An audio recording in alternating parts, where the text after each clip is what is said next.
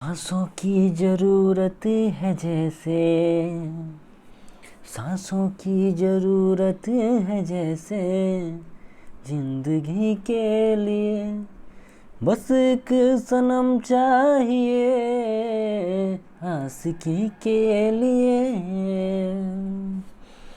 ओ बस एक सनम चाहिए आशिकी के लिए।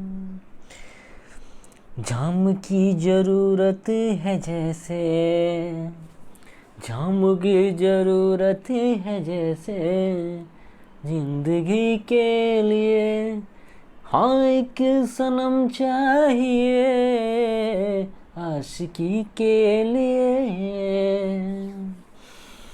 जय हिंद, नमस्ते, नमस्कार, भारत माता की जय। मैं सत्यम ठाकुर स्वागत करता हूं आप लोगों को दरोगा अड्डा पे, और सार संग्रह का सेशन को लेकर आए हैं जो आपके एग्ज़ाम के लिए काफ़ी इम्पोर्टेंट है।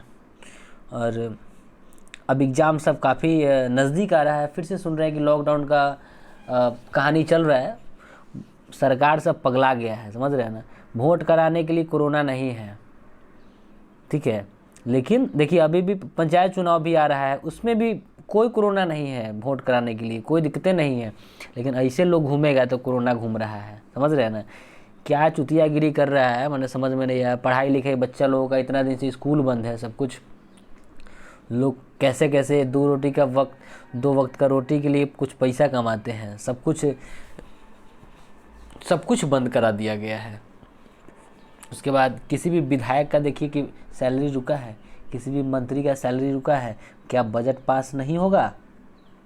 क्या चल रहा है इस देश में, क्या होगा समझ में नहीं आ रहा। मतलब अब भाई लोग यही समझ लिए कि अब यंग नेता, यंग कोई भी आप ये कीजिए, कोई भी नेता चुनिए, चाहे वह विधानसभा का हो या फिर लोकसभा का हो या फिर राज्यसभा का हो, कोई भी हो, कोई भी नेता चुनिए तो यंग चुनिए, जो ताकि आपका बात को बुढ़वा सके चुनिएगा तो वो सब सठिया आगे रहता है, समझ ना। बुढ़वा सब नेता आएगा साला गांजा पीने वाला, सब इधर उधर करने वाला, सब बिना मतलब के देश को लूट के खा जाएगा। उस सब के चक्कर में मत पड़िए और यंग नेता को चुनिए जो अच्छा काम करे, चाहे वो कोई भी हो, यंग होना चाहिए, वो अच्छा काम करेगा। बुढ़वा सब को मत चुनिए। बुढ़वा सब देश मेच्योरिटी तो होता ही है, लेकिन वो सब देश को जो है ना बर्बाद कर देगा। वो सब कुछ नहीं होने वाला है। सब काम कर रहा है, स्कूल बंद है, बच्चा लोग का इतना दिन से सब कुछ बंद है। कितना हर आदमी के पास तो मोबाइल नहीं है कि वो ऑनलाइन पढ़ाई करेगा, है। लेकिन हाँ, अगर आपके पास मोबाइल है, अगर हमारा वीडियो आपके पास तक पहुँच रहा है इतना आसानी से फ्री में, तो फिर इस मौका आपका बहुत, समझिए कि आप बहुत किस्मत वाले हैं कि आपको घर बैठे सब कुछ प्रोवाइड हो रहा है। इससे बड़ा किस्मत वाला कोई नहीं है, ठीक है। तो आप आराम से पढ़िए और अपने सपने की ओर धीरे धीरे बढ़िए। एक एक पैर चलिए, एक एक डेग चलिए। एक एक डेग चलिएगा ना तो कुदुकते कुदुकते पहुंच जाइएगा। लेकिन सोचिए कि एक के दौड़ के चल जाए तो दिक्कत है, समझ रहे हैं। चलिए, विशेष बात नहीं, शुरू करते हैं सार संग्रह का सेशन को हम। चलिए, पहला प्रश्न है, ऋग्वेद का छठा मंडल किस ऋषि को समर्पित है? तो भरद्वाज ऋषि को। ऋग्वेद का जो छठवां मंडल है वह भरद्वाज ऋषि को समर्पित है। दूसरा प्रश्न है, पुनर्जन्म से संबंधित प्रथा का वर्णन किस उपनिषद में है? तो बृहदारण्यक उपनिषद में है, और पुनर्जन्म वाला कहानी बृहदारण्यक उपनिषद में। चलिए, तीसरा प्रश्न है, सम्राट अशोक का एक लघु शिलालेख भबरू में है। तो भबरू किस राज्य में है? राजस्थान में है। क्लियर। सम्राट अशोक का एक लघु शिलालेख भबरू में है, तो भबरू भाई आखिर है कहाँ? तो वह राजस्थान में है। सुन लीजिए क्या इसका थोड़ा सा और, कि जयपुर में स्थित शिलालेख की खोज 1840 में कैप्टन बर्ड ने की थी। यह जो है भबरू शिलालेख जयपुर में स्थित था, इसकी खोज 1840 में हुआ था कैप्टन बर्ड के द्वारा। चौथा प्रश्न है, गुप्त साम्राज्य के किस शासक को हेनसांग ने शक्रादित्य कहा है? तो कुमारगुप्त द्वितीय को। प्रश्न है चौथा कि गुप्त साम्राज्य के किस शासक को हेनसांग ने शक्रादित्य कहा है? तो वह है कुमारगुप्त द्वितीय। क्लियर। पांचवा प्रश्न है, बदायूं में स्थित हौज सम्मी का निर्माण सल्तनत काल के किस शासक ने कराया था? वो इल्तुतमिश ने। पांचवा प्रश्न है कि बदायूं में स्थित हौज सम्मी, बदायूं एक जगह है, वहाँ पर एक हौज सम्मी है, उसका निर्माण सल्तनत काल के किस शासक ने करवाया था? तो वो इल्तुतमिश ने करवाया था। छठवां प्रश्न है कि मुगल काल में परगने के खजांची को क्या कहते थे? तो फौतदार कहते थे। मुगल काल में जो परगने का जो खजांची था, मुगल काल में परगना का जो खजांची था ना, खजांची, उसको कहते थे हम फौतदार, फौतदार। चलिए अब 7वां प्रश्न पर आते हैं। अकबर ने इबादत खाने में सभी धर्मों के लोगों के प्रवेश की अनुमति किस वर्ष दिया था? तो 1578 ईस्वी में अकबर ने इबादत खाना में सभी धर्मों के लोगों को प्रवेश का अनुमति दिया था 1578 ईस्वी में। ठीक है। 8वां प्रश्न, लॉर्ड हार्डिंग का भारत में शासनकाल क्या है? लॉर्ड हार्डिंग का भारत में शासनकाल है 1844 से 1848। तो लॉर्ड हार्डिंग का भारत में शासनकाल क्या है? 1844 से 1848। एक बार फिर जान लीजिए, आंख बंद करके बोलिए, लॉर्ड हार्डिंग का जो भारत में शासनकाल है 1844 से 1848। चलिए 9वां प्रश्न है, मैं निश्चय पूर्वक कह सकता हूँ कि 1765 से 1784 तक ईस्ट इंडिया कंपनी की सरकार से अधिक भ्रष्ट, झूठी तथा बुरी सरकार संसार के किसी भी सभ्य देश में नहीं थी। यह किसका स्टेटमेंट है? तो यह लॉर्ड कॉर्नवालिस ने हाउस ऑफ कॉमन्स में कहा था। बताइए, देखिए अंग्रेज इतना हरामी था, चुतिया था कि उसका विरोध उसका खुद उसका आदमी भी करता था, क्योंकि भारत के गवर्नर रह चुके हैं लॉर्ड कॉर्नवालिस, जिसको भारतीय सिविल सेना का जनक भी कहा जाता है इन्हीं को। तो वही देखिए कि किस तरह से इन्होंने कहे। 10वां प्रश्न है कि विधवा पुनर्विवाह अधिनियम कब पारित हुआ? तो सबसे पहले लॉर्ड कैनिंग के समय हुआ था 1856 में। क्लियर? विधवा पुनर्विवाह अधिनियम 1856 में होता है और यह लॉर्ड कैनिंग के काल में। 11वां प्रश्न देखिए, कांग्रेस के किस अधिवेशन में मुस्लिम लीग ने स्वराज प्राप्ति का प्रस्ताव रखा था? लखनऊ अधिवेशन में। कांग्रेस के किस अधिवेशन में मुस्लिम लीग ने स्वराज प्राप्ति का प्रस्ताव रखा था? तो वह लखनऊ अधिवेशन में रखा था। 12वां प्रश्न है, जनता में राजनीतिक चेतना की जागरण करने एवं महाराष्ट्र में समाज सुधारने के उद्देश्य से पूना सार्वजनिक सभा की स्थापना किसने किया था? वह महादेव गोविंद राणा ने।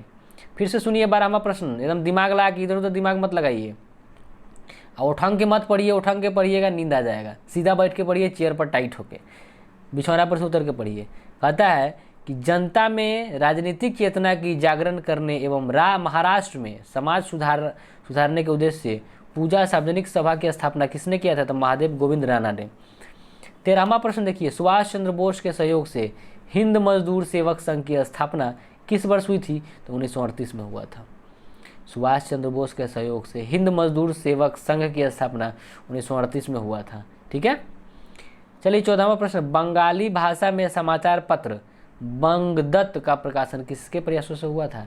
तो यह सबसे पहले तो जान ले कि समाचार पत्र बंगाली भाषा में हुआ था, उसका नाम था बंगदत्त था। तो अब इसका प्रकाशन कौन कौन किया था, कब किया गया था, इसको जानेंगे। तो 1830 में राजा राम मोहन राय, द्वारकानाथ टैगोर एवं प्रसन्न कुमार टैगोर के प्रयासों से किया गया था। कौन कौन किया था? बंगाली समाचार पत्र जो था बंगदत्त, उसका प्रकाशन 1830 में राजा राम मोहन राय, द्वारकानाथ टैगोर एवं प्रसन्न कुमार टैगोर के प्रयासों से यह किया जाता है। 15वां प्रश्न देखेंगे, 1857 में दादा भाई नौरोजी ने भारतीय सुधार समिति की स्थापना कहाँ किया था? तो इंग्लैंड में। 1887 में दादा भाई नौरोजी ने भारतीय सुधार समिति की स्थापना कहाँ की थी? तो वह इंग्लैंड में किए थे। क्लियर?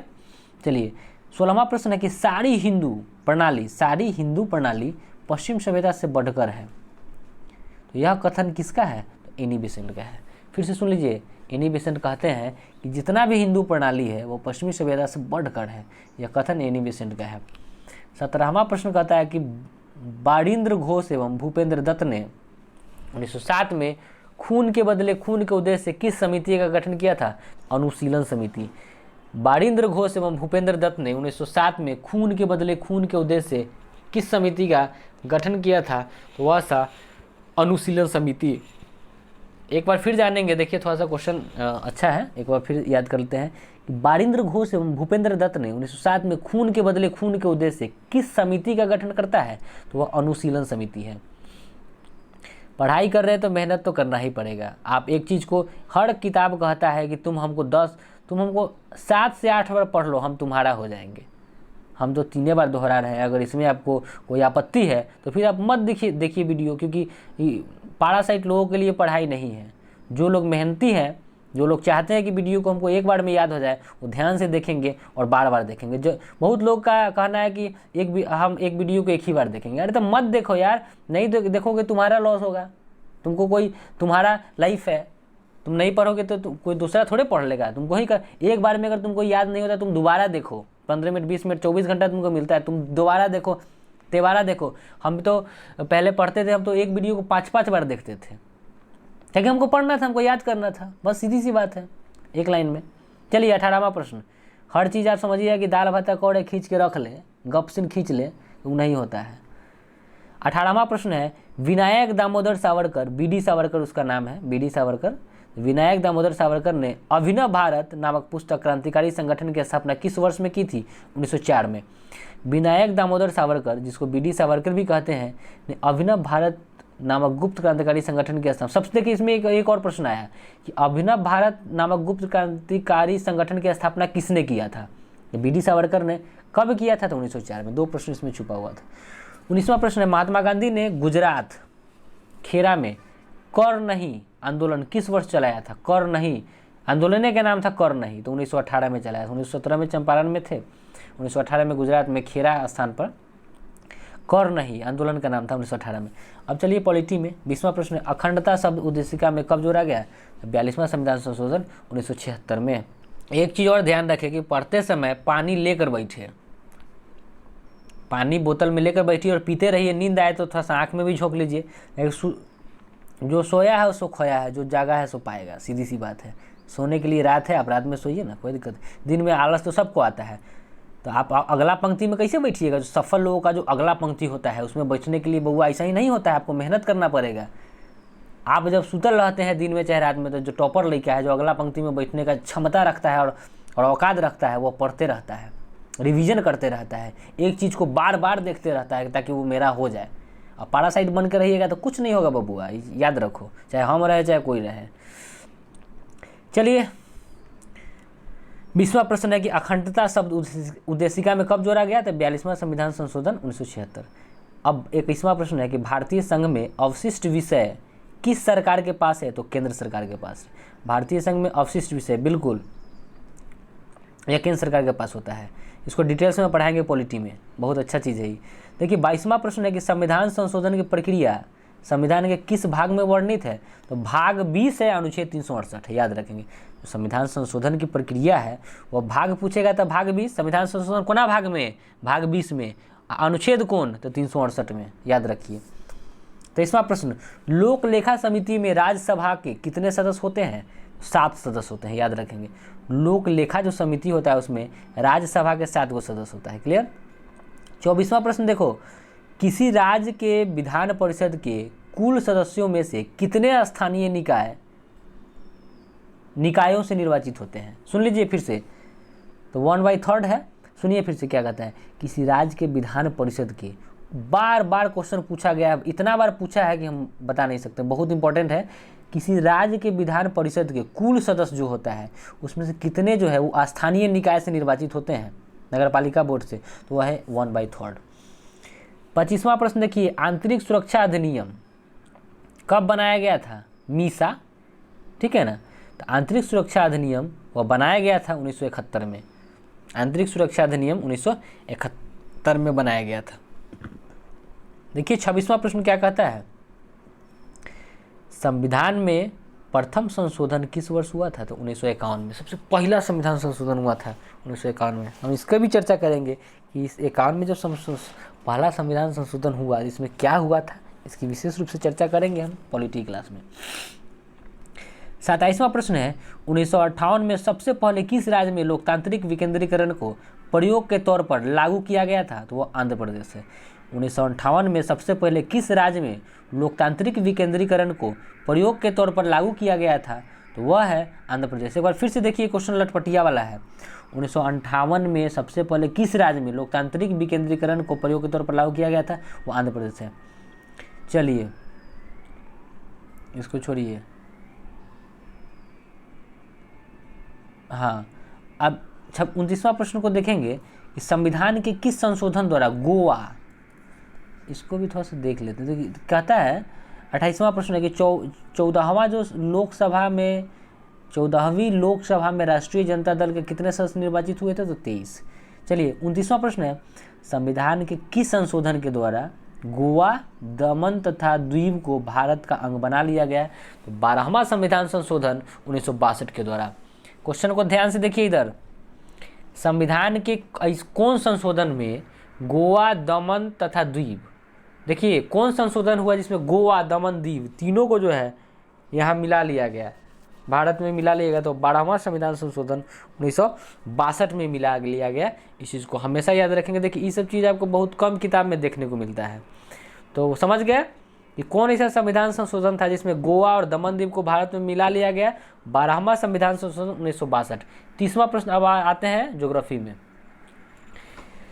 30 नंबर क्वेश्चन देखिए, अरावली पर्वत, जिसको अवशिष्ट पर्वत का उदाहरण इसको मान सकते हैं। तो अरावली पर्वत की सर्वोच्च चोटी कौन है? तो गुरु शिखर। अरावली पर्वत की सर्वोच्च चोटी की बात करें तो वह गुरु शिखर है। 31वां प्रश्न है, भारत की किस नदी को दक्षिण की गंगा के नाम से जानते हैं? तो वह है आपका गोदावरी। भारत की किस नदी को दक्षिण की गंगा कहते हैं? तो गोदावरी को कहते हैं। बहुत ही आसान क्वेश्चन है। देखिए 32वां प्रश्न है, भारत में कुल वनों का कितना प्रतिशत शीतोष्ण वन है? तो 7%। हम ये भी बताएंगे कि शीतोष्ण क्या होता है, उपोष्ण क्या होता है, समशीतोष्ण क्या होता है, उष्ण क्या होता है, विशेष रूप से चर्चा करेंगे ज्योग्राफी की क्लास में। हम आपको बताएंगे जब डिटेल्स पढ़ा रहे हैं। फिलहाल आप जो मॉडर्न हिस्ट्री चल रहा है वो अब खत्म होने के कगार पर, उसको आप देखें, ठीक है। तो चलिए, कहता है प्रश्न कि भारत में कुल वनों का कितना प्रतिशत शीतोष्ण वन है? तो वो 7% है। 33 नंबर प्रश्न है, कुल जनसंख्या की दृष्टि से भारत का सबसे बड़ा जिला कौन है? तो वह आप मिदनापुर पश्चिम बंगाल। 34वां प्रश्न, नारियल के उत्पादन में भारत का विश्व में कौन सा स्थान है? तो दूसरा है। नारियल के उत्पादन में भारत का विश्व में स्थान दूसरा है। क्लियर। अब आते हैं 35वां प्रश्न, भारत के कुल चाय उत्पादन का कितना हिस्सा उत्तर पूर्वी भारत से प्राप्त होता है? तो 3/4। भारत में जितना भी चाय पत्ती उत्पादित होता है उसका कितना हिस्सा पूर्वी भारत से प्राप्त होता है? तो 3/4 पूर्वी भारत देता है, मैंने 3/4 समझ लीजिए।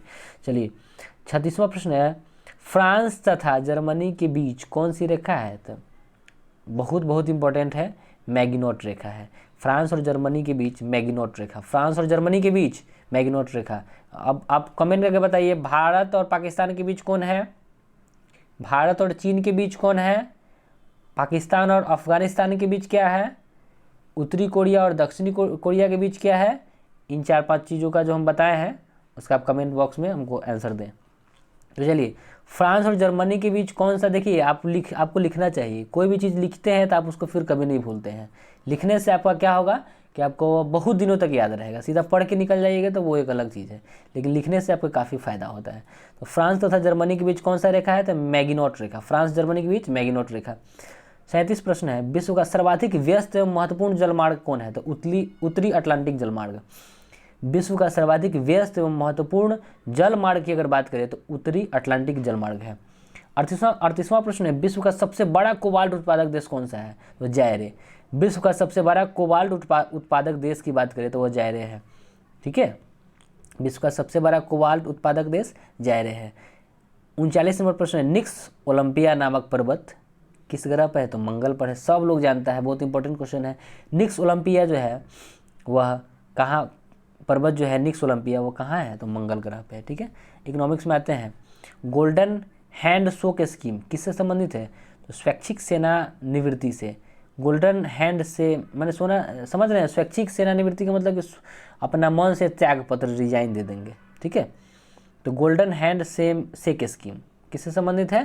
तो स्वैच्छिक सेना निवृत्ति से। ठीक है, गोल्डन हैंड शेक स्कीम। 41वां प्रश्न, यदि पूंजी स्टॉक सदैव अस्थायी हो तो मूल ह्रास होगा 0। यदि पूंजी स्टॉक सदैव अस्थायी हो तो मूल ह्रास कितना होगा? 0 होगा। पूंजी स्टॉक सदैव अस्थायी रहेगा तो मूल ह्रास 0 हो जाएगा। 42वां प्रश्न, वर्तमान थोक मूल्य सूचकांक का आधार वर्ष क्या है? 1993 से 94। वर्तमान थोक मूल्य सूचकांक का आधार वर्ष क्या है? 1993 से 94। वर्तमान थोक मूल्य सूचकांक का आधार वर्ष क्या है? 1993 से 94 है। ठीक है। चलिए अब आते हैं हम 43वां प्रश्न, भारत में सूखा आंशिकित क्षेत्र कार्यक्रम DPAP किस वर्ष प्रारंभ किया गया था? तो 1973 में किया गया था। भारत में सूखा आंशिक क्षेत्र कार्यक्रम किस वर्ष प्रारंभ किया गया था? तो वह किया गया था 1973 में। याद रखेंगे फिर से कि सूखा आंशिक क्षेत्र जो है DPAP किस वर्ष प्रारंभ हुआ था? 1993 में। चलिए, तो ये सब आपको ये कर दें, उस 2005 का ये 5 का ये करंट अफेयर इसको छोड़ते चलेंगे। किस देश 49 नंबर, किस देश द्वारा आयातों पर लगाए गए कर को क्या कहते हैं? किसी देश के द्वारा जो आयात पर कर लगता है उसको टैरिफ कहते हैं। किसी देश के द्वारा जो आयात पर कर लगता है उसको हम टैरिफ कहते हैं। चलिए, साबुन, अब आते हैं साइंस में। साबुन क्या है? तो वसा अम्लों के सोडियम लवण। साबुन क्या है? तो वसा अम्लों के सोडियम लवण। 51 नंबर है मिथाइल एमीन का सूत्र, तो CH3NH2, CH3NH2, methyl amine CH3NH2। याद रखें, methyl amine CH3NH2, methyl amine CH3NH2। 52 number, Portland cement में सर्वाधिक कैल्शियम ऑक्साइड की मात्रा कितनी होती है? 60 से 70%। पोर्टलैंड जो सीमेंट होता है उसमें सर्वाधिक कैल्शियम ऑक्साइड की मात्रा कितना होता है? 60 से 70%। पोर्टलैंड सीमेंट में जो कैल्शियम ऑक्साइड होता है उसकी मात्रा 60 से 70%। क्लियर। 53 नंबर, गैसों के आयतनों के पारस्परिक अनुपात संबंधी रासायनिक संयोग के नियम का क्या नाम है? तो ग्लूसाफ का नियम। गैसों के आयतनों के पारस्परिक अनुपात संबंधी रासायनिक संयोग के नियम का नाम है, वह है आपका ग्लूसाफ का नियम। 54 नंबर, इलेक्ट्रॉन का प्रतिकन पॉजिट्रॉन, इलेक्ट्रॉन का प्रतिकन पॉजिट्रॉन, इलेक्ट्रॉन का प्रतिकन पॉजिट्रॉन, इलेक्ट्रॉन का प्रतिकन पॉजिट्रॉन। चुंबकीय क्षेत्र का मात्रक वेबर मीटर पर स्क्वायर, वेबर पर मीटर स्क्वायर। चुंबकीय क्षेत्र का मात्रक वेबर पर मीटर स्क्वायर, चुंबकीय क्षेत्र का मात्रक वेबर पर मीटर स्क्वायर।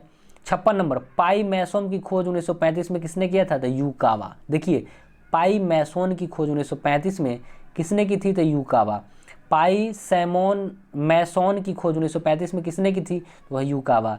पाई मैसोन की खोज 1935 में यूकावा ने किया था। 57 नंबर, ट्यूबलाइट से हरा प्रकाश प्राप्त करने के लिए जिंक सिलिकेट मिलाते हैं। याद रखेंगे, ट्यूबलाइट से जब हरा प्रकाश हमको मिलता है तो उसमें हम मिलाते हैं जिंक सिलिकेट। ट्यूबलाइट में जब हरा प्रकाश हमको प्राप्त करने के लिए उसमें हम मिलाते हैं जिंक सिलिकेट। क्लियर। चलिए, 58 नंबर, लोहे का क्यूरी ताप कितना होता है? 770 डिग्री सी। लोहे का क्यूरी ताप 770 डिग्री सी। लोहे का क्यूरी ताप 770 डिग्री सी। याद रखेंगे। 59 नंबर, विद्युत ऊर्जा का रासायनिक ऊर्जा के रूप में संग्रह करने वाला उपकरण, तो यह है एम्यूमुलेटर। एम्यूमुलेटर विद्युत ऊर्जा का रासायनिक ऊर्जा के रूप में संग्रह करने वाला। देखिए, जो विद्युत ऊर्जा है ना उसको रासायनिक ऊर्जा में संग्रह कर लेता है, उसको कहेंगे एम्यूमुलेटर। एम्यूमुलेटर विद्युत ऊर्जा का रासायनिक ऊर्जा के रूप में संग्रह करने वाला एम्यूमुलेटर। आरएनए में थाइमीन के स्थान पर आ जाता है क्या? तो यूरेसिल। यूरेसिल आरएनए में राइबो न्यूक्लिक एसिड इसको कहते हैं। ठीक है, तो इसमें थाइमीन के स्थान पर क्या आ जाता है? तो यूरेसिल। आरएनए में थाइमीन के स्थान पर यूरेसिल आता है। 61 नंबर, एमाइलेज नामक अम्लीय रस किसका पाचन करता है? तो कार्बोहाइड्रेट। एमाइलेज नामक अम्लीय रस किसका पाचन करता है? वो करता है कार्बोहाइड्रेट का। एमाइलेज नामक अम्लीय रस, अम्लिक रस जो है किसका पाचन करता है? तो वो है कार्बोहाइड्रेट का। क्लियर। 62वां प्रश्न देखिए, निकोटेनिमाइट। निकोटेनिमाइट, निकोटेनिमाइट किस विटामिन का रासायनिक नाम है? तो विटामिन पी का। देख रहे हैं, विटामिन पी भी होता है। निकोटेनिमाइट किस विटामिन का रासायनिक नाम है? विटामिन पी का। निकोटेनिमाइट, देखिए प्रश्न पूछेगा तब 99% बच्चा नहीं बनाएगा ये प्रश्न। तो निकोटेनिमाइट का कि सब ABCD तक ये रटले रहता है, विटामिन B6, विटामिन B12 ये सब, लेकिन विटामिन पी का पते नहीं है। तो निकोटेनिमाइट याद रखेंगे। ठीक है, निकोटेनिमाइट विटामिन पी। टाइफाइड नामक रोग होता है, कैसे होता है? तो जान ले, साल्मोनेला टाइफोसा नामक जीवाणु से। टाइफाइड नामक रोग होता है साल्मोनेला टाइफोसा नामक जीवाणु से। टाइफाइड होता है साल्मोनेला टाइफोसा नामक बीमारी से। मानव खोपड़ी में हड्डी कय गो? 8 गो। मानव खोपड़ी में कय गो हड्डी? आँख में। दोनों कान मिला के 6 गो। दोनों कान मिला के 6 गो होता है। क्लियर, दोनों कान मिला के 6 गो। और चलिए अब खेल कूद में आते हैं। तो ये सब उस समय करंट अफेयर छोड़िए ये सबको। हाँ, इंग्लैंड में एगो ब्लैक हीथ नामक जगह है। इंग्लैंड में ब्लैक हीथ जगह है, वो कौन खेल से संबंधित है? ब्लैक हीथ रग्बी से संबंधित है। चलिए अब कहता है शिवांगी स्वर्ण कप किस खेल से संबंधित है? शिवांथी स्वर्ण कप। जो शिवांथी स्वर्ण कप है वह वॉलीबॉल से संबंधित है। शिवांथी स्वर्ण कप वॉलीबॉल से संबंधित है। शिवांथी स्वर्ण कप वॉलीबॉल से संबंधित है। शिवांथी स्वर्ण कप वॉलीबॉल से संबंधित है। अब देखिए फुटबॉल की परिधि कितना होता है? तो 68 से 71 सेंटीमीटर। फुटबॉल की परिधि की बात करें तो 68 से 71 सेंटीमीटर। फुटबॉल की परिधि कितना होता है? तो 68 से 71 सेंटीमीटर। याद रखेंगे इसको, फुटबॉल की परिधि 68 से 71 सेंटीमीटर। चलिए अब आते हैं हम विविध में। विश्व दूरसंचार दिवस मनाया जाता है 17 मई को। विश्व दूरसंचार दिवस 17 मई। विश्व दूरसंचार दिवस 17 मई को। 76 नंबर देखिए, Indian institute of public administration कहाँ है? तो वह नई दिल्ली में है। Indian institute of public administration की बात करें तो वह नई दिल्ली में है। फिर से सुन लीजिए, Indian institute of public administration नई दिल्ली में है। 77 नंबर पर आते हैं, central electronics engineering research institute कहाँ है? तो पिलानी। तो पिलानी कहाँ है? राजस्थान में है। देखो भाई 77 नंबर प्रश्न क्या कहता है? Central electronics engineering research institute कहाँ है? तो वह पिलानी में। Central electronics engineering research institute कहाँ पर है? वह पिलानी में है। क्लियर? दलानी नहीं, पिलानी। 78 नंबर देखिए, यह नामों अजबे है थोड़ा सा, देख रहे हैं, पिलानी। इंदिरा गांधी परमाणु अनुसंधान केंद्र की स्थापना कहिया हुआ था? 1971 में। इंदिरा गांधी जो परमाणु अनुसंधान केंद्र है उसको स्थापित किया गया था 1971 में। क्लियर? विश्व का प्रथम कक्षीय अंतरिक्ष स्टेशन सैल्यूट 1 है। इसे सोवियत संघ द्वारा 1971 में स्थापित किया गया। सैल्यूट 1 विश्व का प्रथम कक्षीय अंतरिक्ष स्टेशन सैल्यूट 1। 80 नंबर है ये, प्रशासनिक अधिकरण अधिनियम लागू किया गया था 1985 में। प्रशासनिक अधिकरण अधिनियम लागू किया गया था 1985 में। प्रशासनिक अधिकरण अधिनियम लागू किया गया था 1985 में। अच्छा, गोपी कृष्ण किस नृत्य से संबंधित है? 81 नंबर देखिए, 81 नंबर प्रश्न है कि गोपी कृष्ण किस नृत्य से, कौन डांस से संबंधित है? तो कथक नृत्य है। गोपी कृष्ण किस नृत्य से संबंधित है? तो कथक नृत्य से। भारतीय कला केंद्र कहाँ है? तो दिल्ली में। भारतीय कला केंद्र कहाँ है? दिल्ली में है। 83 नंबर, उस्ताद साकिब अली खां किस वाद्य यंत्र से संबंधित है? रुद्रवीणा। उस्ताद सादिक अली खां, याद रखिए, उस्ताद सादिक अली खां वह रुद्रवीणा से संबंधित है। क्लियर हो गया? उस्ताद सादिक अली खां रुद्रवीणा से। भारत का राष्ट्रीय वाद्य यंत्र सितार है। भारत का राष्ट्रीय वाद्य यंत्र सितार है। भारत का राष्ट्रीय वाद्य यंत्र सितार है। भारत का राष्ट्रीय वाद्य यंत्र सितार है। 85 नंबर, यक्षगान एवं करगा किस राज्य का लोक नृत्य है? कर्नाटक का। यक्षगान एवं करगा, देखिए राष्ट्रीय वाद्य यंत्र की बात करें तो सितार हो गया, यक्षगान करगा कर्नाटक का है। 86 number, a week with Gandhi के रचयिता Louis Fischer. A week with Gandhi के लेखक अगर हम बात करें तो वो लुई फीसर है। अच्छा, NBRI का पूरा नाम, NBRI नबरी, देखिए national botanical research institute. National botanical research institute, national botanical research institute नाम है इसका। 88 नंबर, भारत का दूसरा आम चुनाव कब हुआ था? 1957 में। भारत का दूसरा आम चुनाव कब हुआ था? 1957 में। ठीक है, दूसरा आम चुनाव कब हुआ था भारत का? 1957 में। 1857 नहीं मानिएगा। 89 नंबर है, 21 सदस्यीय प्रथम भारतीय अभियान दल अंटार्कटिका किस वर्ष पहुंचा था? 1982 में। 21 सदस्यीय प्रथम भारतीय अभियान दल अंटार्कटिका किस वर्ष पहुंचा था? 1982 में। 21 सदस्यीय प्रथम भारतीय अभियान दल अंटार्कटिका किस वर्ष पहुंचा था? वह 1982 में। तो हम उम्मीद करते हैं कि यह सार संग्रह का सेशन आपको काफ़ी इम्पोर्टेंट रहा आपके लिए और आपको काफ़ी अच्छा। चलिए एक चीज़ और देख लें यहाँ पे, RDLA का पूरा नाम, the rail land development authority. RDLA rail land development authority है। ठीक है, चलिए तो उम्मीद करते हैं कि आपको काफ़ी अच्छा लगा होगा। आप वीडियो को लाइक शेयर सब्सक्राइब करें, दोस्तों को भी बताएं, सभी को बताएं और कमेंट भी करें। चलिए, धन्यवाद।